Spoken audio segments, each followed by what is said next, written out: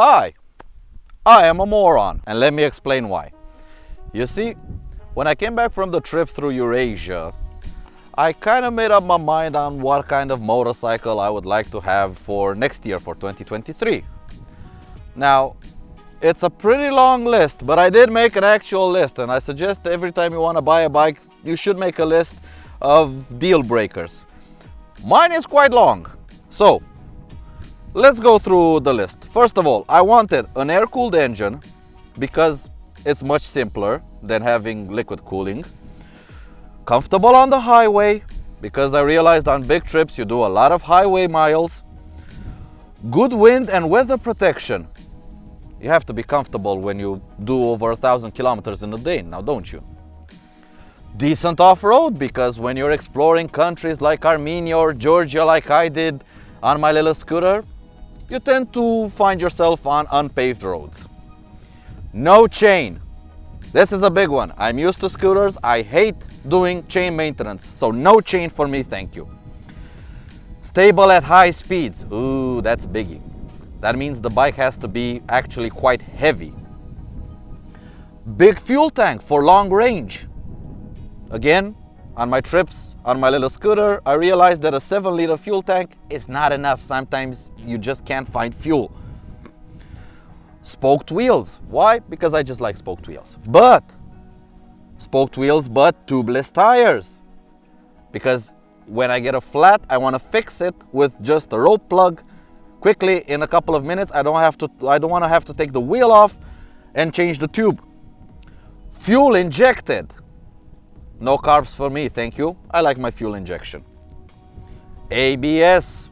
We gotta have some safety features, at least ABS. I don't mind no traction control, but at least ABS.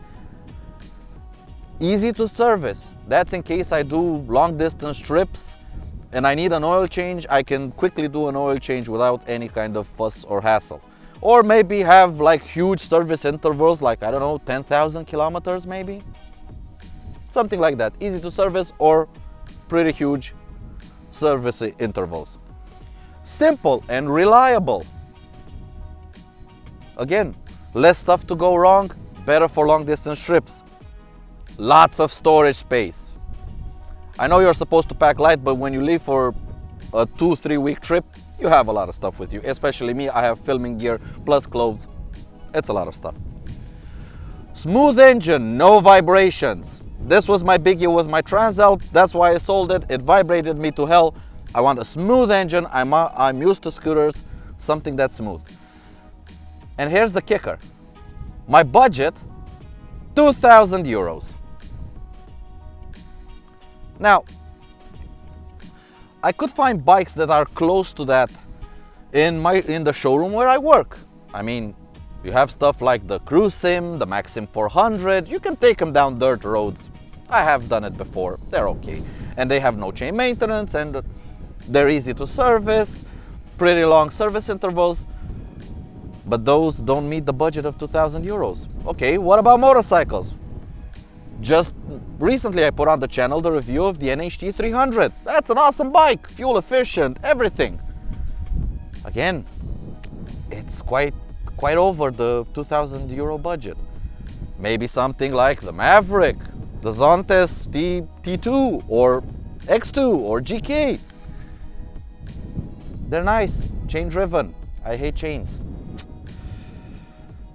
So, I found myself in a pickle. And I thought, yeah, probably my perfect bike actually doesn't exist. And then, in about, I don't know, after I came back from the trip, a couple of weeks after I came back from the trip, a friend told me, I showed him this list and he said, you know what? I have the bike that fits absolutely everything and it's for sale. And when I say fits everything, I mean fits absolutely every single thing on your list. And it's for sale because I bought a newer model. What is this magic bike that fits everything I want from a bike? Well, I'm gonna give you the full name, and pardon my German. It's actually a Bavarian Motorworks Motorrad R1100GS, or as we know it, the R1100GS.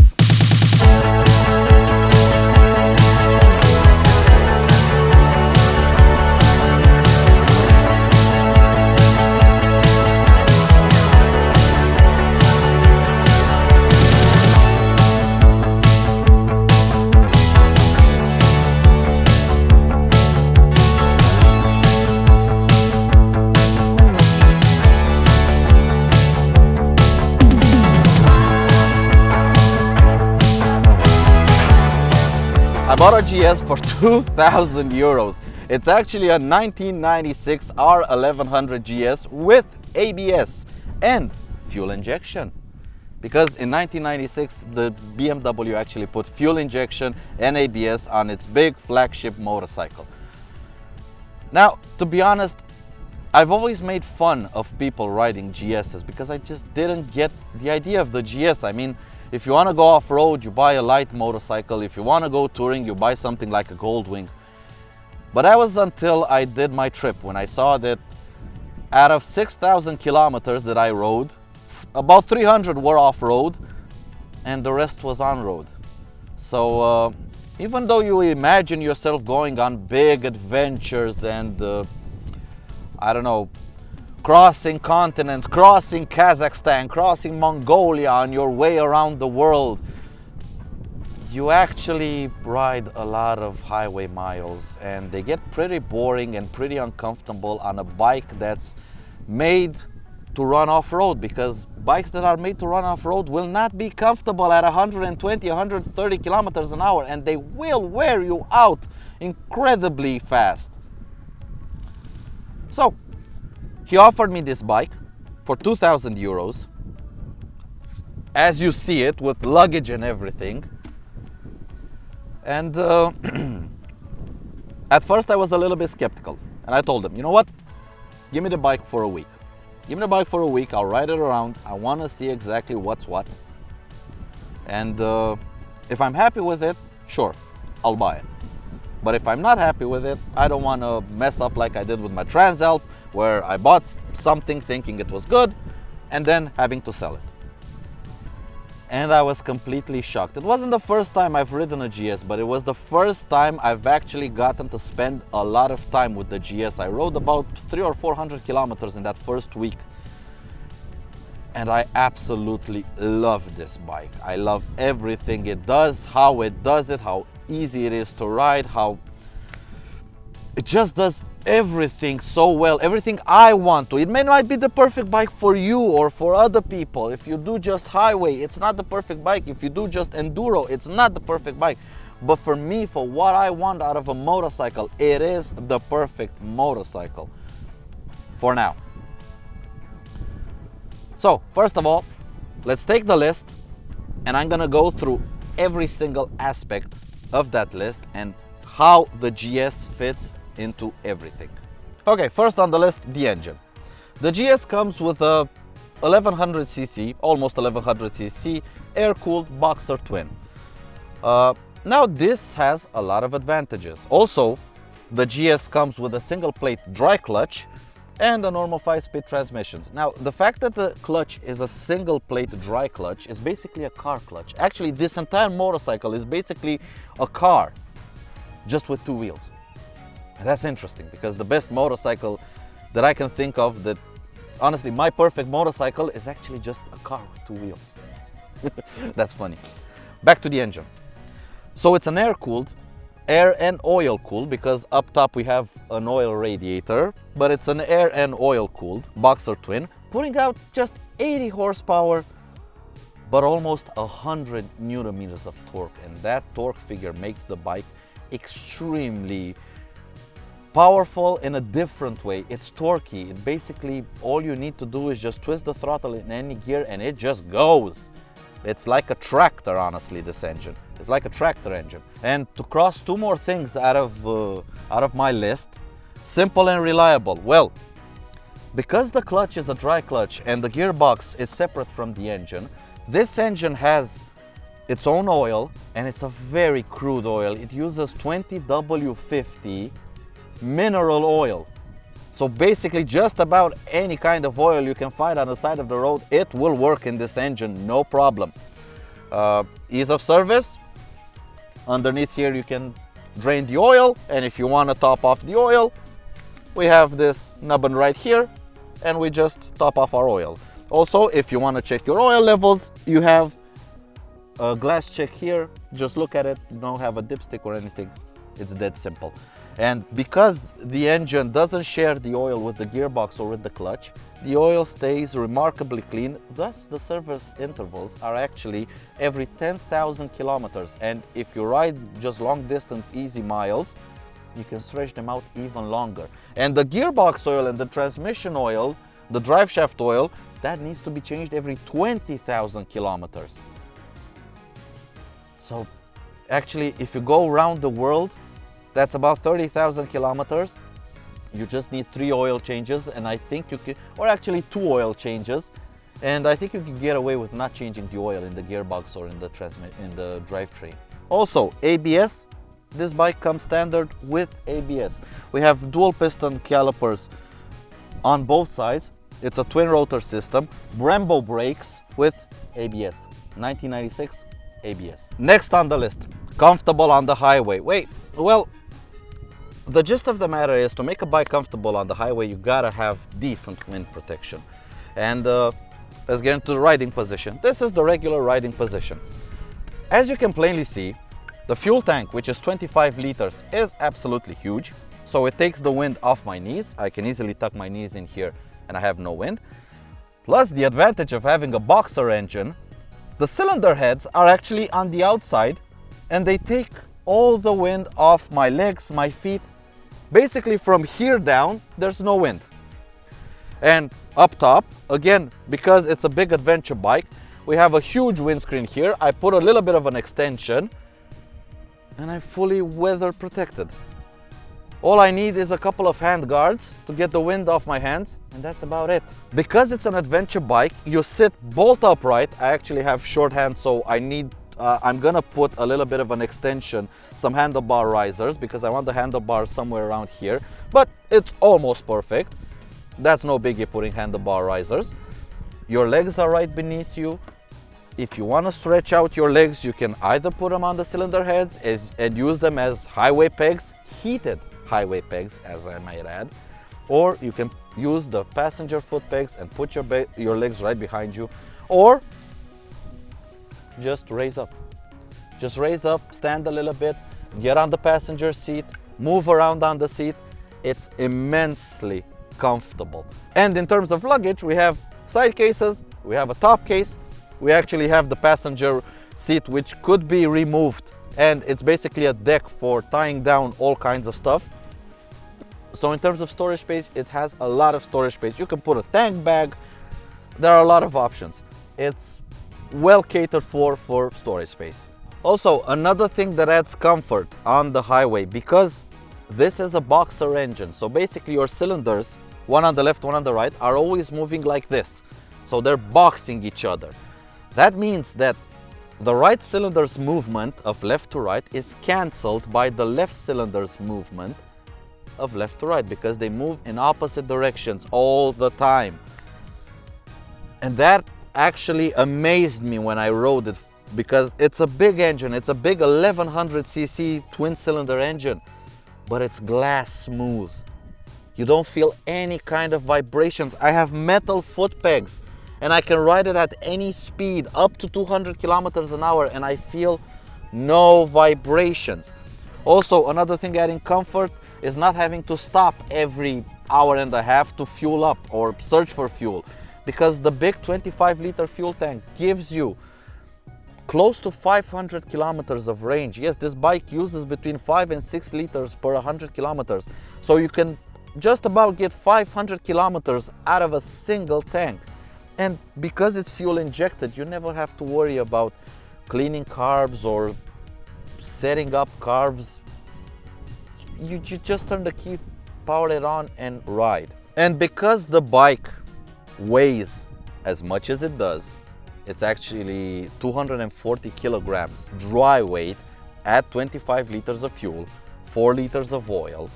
1 liter of oil in the transmission, the gearbox and the drive shaft. Wet and ready to ride, this thing tips the scale at about 270, 280 kilograms. Now that's fat pig. Now that's not taking into consideration the top cases and the side cases. So if I put a little bit of luggage on it, this is a 300 kilogram bike all day long. But because the fuel tank, as you can see, is actually quite low, and the engine, the bulk of the engine and gearbox and drivetrain, they're all very low, it's actually easier to keep upright than my Transalp, which was 100 kilograms lighter. And in terms of off-roading, again, it's very easy because, sure, it will not do hard enduro, but it's stable. Because it's so heavy, it has a lot of grip even on dirt, and because the weight is so down low, you can easily toss it from side to side and have quite a lot of fun with it off-road. And then again, because it's so heavy, it's extremely stable. I've taken it up to 180 kilometers an hour on a closed road. Don't do this at home. And it was rock solid. At 180, I could take my hands off the handlebars and it tracked straight and true. Now, coming down to the wheels, like I've said, I like my spoked wheels. It's a bit of a personal preference. And usually spoked wheels come with tube tires. But in 1996, BMW figured out that people don't want spoked wheels, but don't want tube tires. So the rims are radially spoked, and that means you can have a tubeless tire without any kind of issue. Also, another thing adding to the off-road ability of the bike is the weird and wacky front suspension. Now you see we have a front fork here, but also we have a wishbone and a monoshock. How does that work? Well, it's simple. Because of the way the monoshock is mounted and this swing arm is mounted, it's actually this was the first bike to get BMW's telelever suspension, which is now standard on all GS's. What it does, it allows the bike on rough roads, the front wheel, to move up and down quite a lot. But when you slam on the brakes, because the weight of the motorcycle is pushing forward on this wishbone, there's no brake dive. So it has soft suspension for your off-roading and no brake dive for when you're on the highway and you have to slam on the brakes. And that makes it quite an interesting ride because it's soft, it's supple, but when you need it, it's stiff and it helps you out. And last but not least, the last thing on the list, no chain. Well, we don't have a chain. We have a drive shaft, a transfer box, a gearbox right here. There's no chain cleaning, there's no transmission maintenance whatsoever. You just ride the thing. You don't even have anywhere to check the oil. You just have to look so nothing comes out. It's BMW's paralever rear suspension. We have a monoshock here. Basically, I can ride dirt roads, half of the day ride dirt roads, get this thing all muddy, get on the highway and just ride home. And when I get home, put it into a car wash the damn thing, and then just park it. No chain maintenance, no lubing, no nothing. Just ride it and enjoy it. And so that's how I consider this to be actually the perfect bike for me, because it respects all of my criteria. I was fortunate enough to get it for 2,000 euros. Honestly, I kind of stole it. But it's not all good news, because this is a 26-year-old motorcycle, going on for 27 years old. So let's take a look at the problems. This front fork tube leaked, but now it has stopped. Some dash illumination bulbs are blown, like the rev counter, the oil light, the fuel light. The ABS is faulty. It doesn't work. The right throttle body is rattling, so it's going to need to be rebuilt. There's only one front light and it's halogen, so we're gonna have to switch to LED. The bike comes standard with a center stand and a side stand. Yep. The bike has been sitting for about 2 years almost, so these fuel lines exploded when I started up. Also, fuel lines in the gas tank basically disintegrated, but that's been fixed, new fuel lines. And lastly, because it's been sitting for so long, in the spring the engine is going to need a full service with valve check, oil change, just about the works. It has a little bit less compression in the right cylinder, a little bit less than the left cylinder, but the compression is still decent. Also, the bike has 181,000 kilometers on the clock. But all in all, honestly, I love this bike. It's a project. There's still a lot to do, but winter is coming. It's gonna sit parked for a couple of months, and I have all the time in the world to get it to where I want it to be, because next year this will be my touring motorcycle. So next year, all the trips I'm gonna do next year, I'm gonna do on this 26-year-old, 27-year-old BMW with 181,000 kilometers on the clock. I've always said, buy a brand new bike, don't buy some cheap old bike. I've always said you don't need a big engine for touring. Well, I'm a moron, and I bought a cheap old bike with a humongous engine. Let's see how it works. But until then, let's get this thing on the road and ride it for a little bit, because it's sunny, it's December, but it's sunny, and let's take advantage of the beautiful weather while we still can. Come on, let's ride the thing. Okay, one thing to note about these old GSs, you actually have this lever here, which is not a choke, but it's actually, I don't know, an idle control. So when the engine is cold, as it is now, we just pull it to the side, start it, and then we set our revs to about 2500, and you can let it warm up while we put our gloves on and listen to the little boxer boxing away, the little tractor engine, because it is closer to a tractor engine than anything. 180,000 kilometers on the thing. The thing has gone around the world 6 times, and yet it purrs like a kitten. Oh, famous last words. Who said BMWs are not reliable? Well, we're gonna find out. So, you pig. Let's get on the thing. That's enough. The engine will warm up quickly. The gearbox is a tractor gearbox, but before we talk about engine and gearbox and power, let's enjoy a little bit our little bit of off-road, because people say the GS cannot off-road. Well, I'm sorry. You are saying what? I'm running Pirelli Scorpio tires, which is a, I don't know, 80% tarmac, 20% road. Oh, sorry, 80% tarmac, 20% off-road, and I'm on grass, pretty wet grass, and it's just perfect. I can easily trundle along these grass fields without any kind of issue in first gear. Get a little speed, get a little bit on the pegs. The GS can do it. Honestly, the GS can do it. Who said GS's can't off-road? But let's get on the road and talk about why I absolutely adore this bike. Get this thing close so we have some decent audio. Again, who says the GS can't off-road? Here we are, just on a dirt road going 40 kilometers an hour, no problem, no issue, on pretty road-oriented tires. Yep. Once you get used to the weight, it's actually quite easy. And this is where the GS absolutely shines. After it did a bit of off-roading, we're on the main road, 80 kilometers an hour in total comfort, protected from the wind. There is a little bit of wind noise, but honestly, I can ride this bike without earplugs, and that's saying a lot. The brakes are nice and positive, especially the front brake. I mean, you can tell it's a Brembo brake. Even in the 90s, Brembo really knew how to make brakes.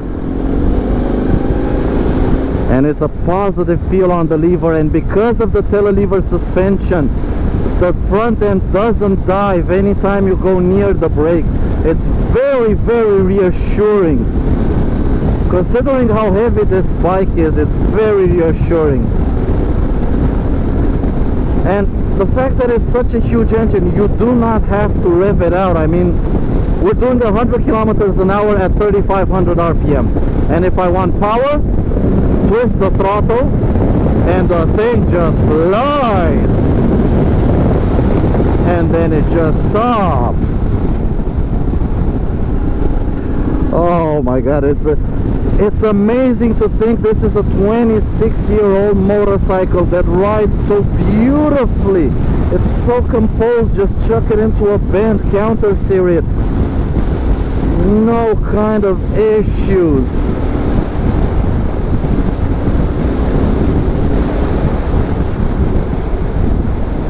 Dip it in, and you don't even have to gear change because you just use the torque to pull you out of just about everything. Such a wonderful machine. Now I know some will say that this OGS is quite underpowered. Well, it is and it isn't, because at 80 horsepower it pulls like a freight train, but it's not gonna set your pants on fire. It's not superbike fast, don't get me wrong. But because of the humongous torque, 100 Newton meters is a lot of torque. I can just keep it in fifth in a village, 50 kilometers an hour at 2000 RPM, and just pull on the throttle and let the torque just take me up 80, 90. It's that easy. And what is actually quite amazing, because this is an over square engine, that means the piston is larger than the stroke. The thing actually revs up to 8000 RPM, and when you get it up there, the thing really starts to sing. I mean, properly starts to sing. And yet, being an air-cooled engine, you still have the simplicity. So it's BMW engineers did some witchcraft here by putting the cylinders on the side and adding a radiator to cool the oil.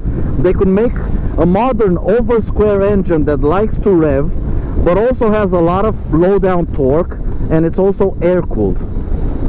Usually it should have been water cooled for this. And also, because the bike is fuel injected and has a catalytic converter, is actually gentle to the polar bears, because emissions are quite low of this thing. And it's also pretty fuel efficient for the size of the bike. And considering how much it cost, or how much it costed me, because I've seen on the internet this kind of GS goes for about 3,000 or 4,000 euros. I actually stole it at 2,000. I'm still quite happy with that and quite amazed. Apparently you can get a decent big engined old bike for not much money. We're gonna see how the year pans out and how reliable the thing will be. But considering it has 181,000 kilometers on the clock and the engine runs absolutely fine, I still have to get the ABS figured out, but that's a story for another day. We'll see if this engine lasts. The compression is decent, its startup is decent, and on these back roads it's such a joy to ride, because it's so easy to chuck into the corners, to use the torque to pull you out. You don't have to constantly change gears. Just enjoy your ride, enjoy the fun you're having. It's a wonderful little machine. I honestly can't wait for spring to arrive and to get touring on this machine. And it's gonna be a blast touring on such a capable touring machine. I still don't have any destinations in mind, but we'll figure that out in the spring. But as far as I know, and as far as I'm feeling right now, this thing can take me just about anywhere I wish without any kind of issues. And the main thing I wanted an adventure bike instead of just a regular touring bike is because in all my travels, one way or the other, I ended up on a broken road, a dirt road like this one. This one is concrete slabs, and because the GS is an adventure bike, it will easily do 90 kilometers an hour on this kind of surface without any kind of issue, without shaking my fillings out of my teeth. And that's after I've rode, I don't know, 500 kilometers on the highway. We are gonna get on the highway and see how it rides on the highway at 120, 130 sustained speed. But for now, we're on a broken up road that's actually gonna get a little bit worse right about here, I think. Yep. And this is what you find yourself when you're traveling along different countries, like I did in Georgia. Okay, this is a short segment, but in Georgia I found myself on a forest road, unpaved forest road, for about 50 kilometers on my little scooter. On this, just no problem. Keep your speed, get up on the pegs, Just ride the damn thing. It's an adventure bike. Although it may be hugely capable on highways, it'll do this kind of thing without any kind of issues. Just watch bounce just over the bumps and we're out. That's it. No drama, no fuss, no hustle. Just like that. That's what I love about this bike. Sure, it's not an enduro bike. It's not gonna go up the side of a mountain, but for what you really need in the real world, when you're touring in the real world and exploring countries, that's all you need. Just the ability to cross dirt roads at a decent speed, like 40-50 kilometers an hour, so you don't spend half of the day covering 100 kilometers like I did in Georgia. And now we're about to come to the part where I think the GS absolutely shines, because I know adventure bike, it's supposed to be decent off-road. When you're adventure touring, you're not gonna be on the highways, you're gonna be on the side roads, on dirt roads, stuff like that.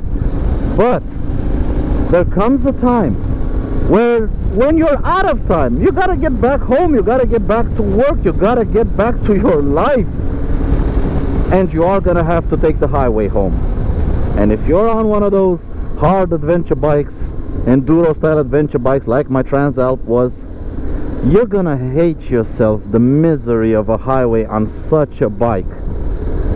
But, and here it is, the best part about the GS is not its off-road abilities, it's not its side road agility, no.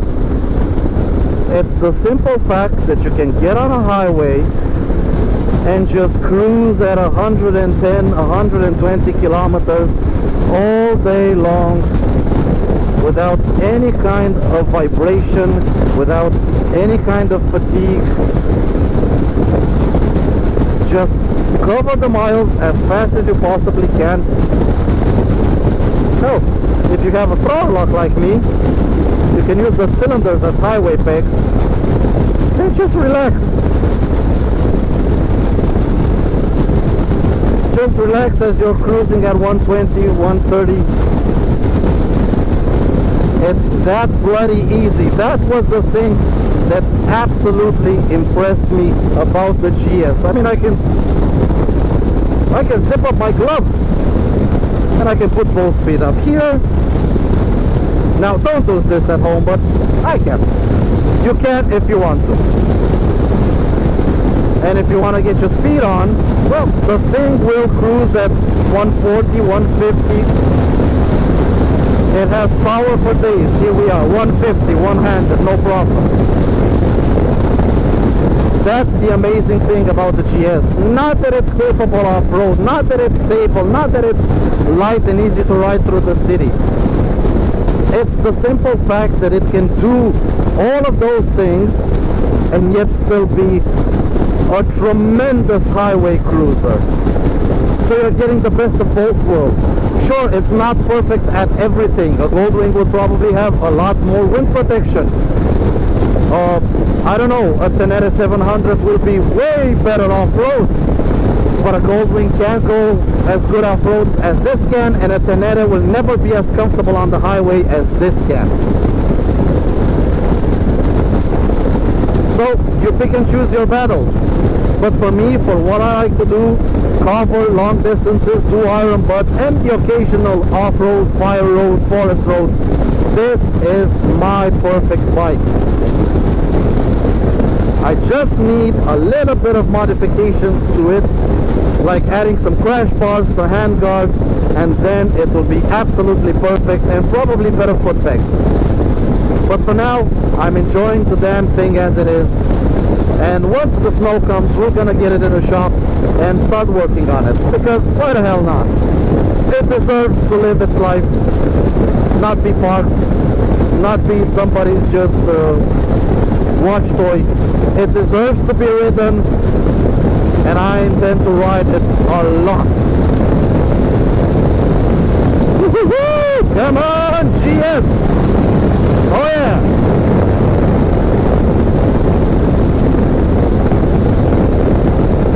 And now getting back into the city, this is the second place where the GS Brutus, as I like to call him, or Radish as he was nicknamed, but we'll not get into that. This is the second place where it amazed me at how good it is. Now, I'm used to riding a small 120 kilogram scooter in the city. This is more than double that weight. I remember riding Alp through the city, which is a lighter bike than this, and it was absolutely horrible. But this, I don't know, somehow this thing is actually quite easy to ride through the city, which is a good thing. Because when you're touring and you reach your, I don't know, a city where you're gonna stay, like I did recently when I rode to Milano. Now, yes, I did have about 2,000 kilometers of highways, but once I got to my destination, I had to ride around the city, so the bike has to be able to ride around the city. And this thing around the city is an absolute joy because you just use the wave of torque.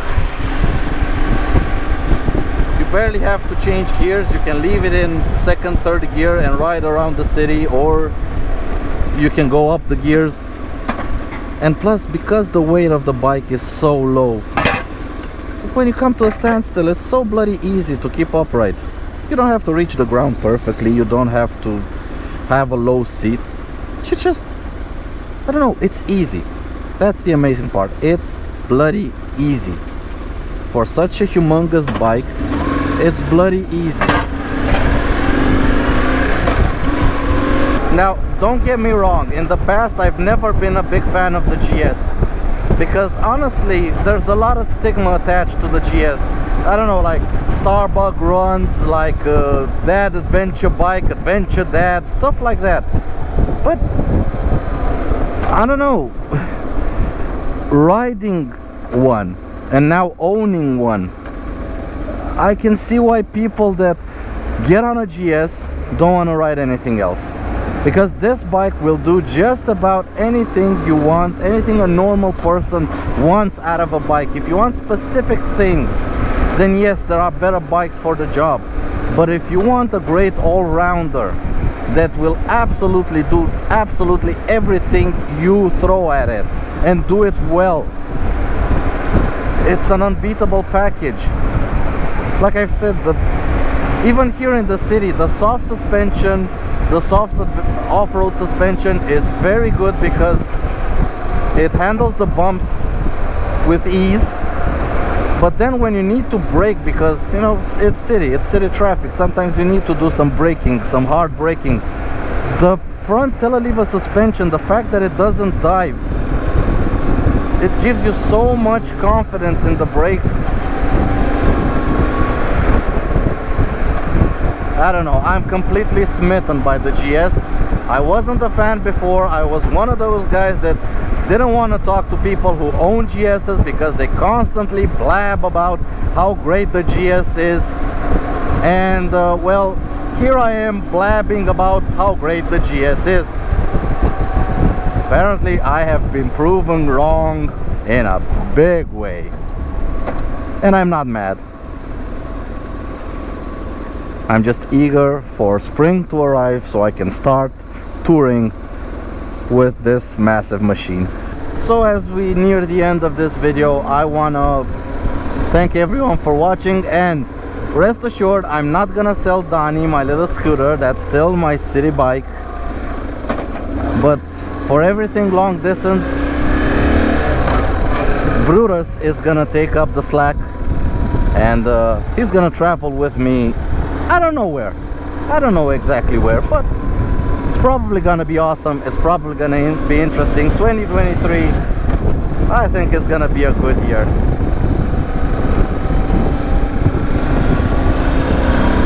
Power! Oh boy, I love this engine. I love this bike. Come on. That's gonna be a fun year. But yeah, thank you all so much for watching. Hope you enjoyed Brutus's introduction into the channel, and look out for many more videos on this old 26-year-old BMW as it joins me on my adventures on two wheels around Europe, and not only around Europe, around the world. And until next time, guys, take care out there, everyone, and ride safe. Goodbye.